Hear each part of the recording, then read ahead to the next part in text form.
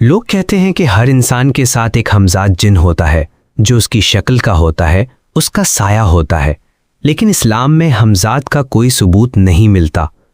قرآن و حدیث میں جس کا تذکرہ ہے وہ ہے قرین۔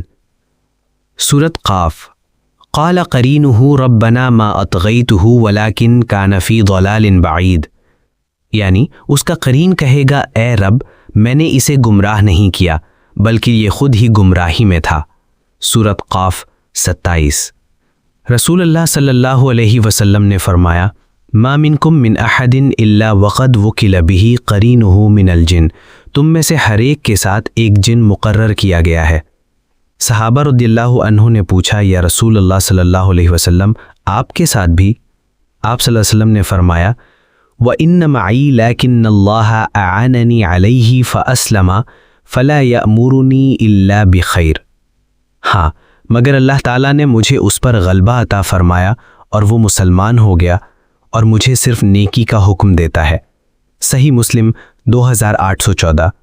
ہمزاد، سین، جنی ہمزاد جیسے عقیدے غیر اسلامی ہیں، یہ صرف لوک کہانیوں اور غلط روایات پر مبنی ہے۔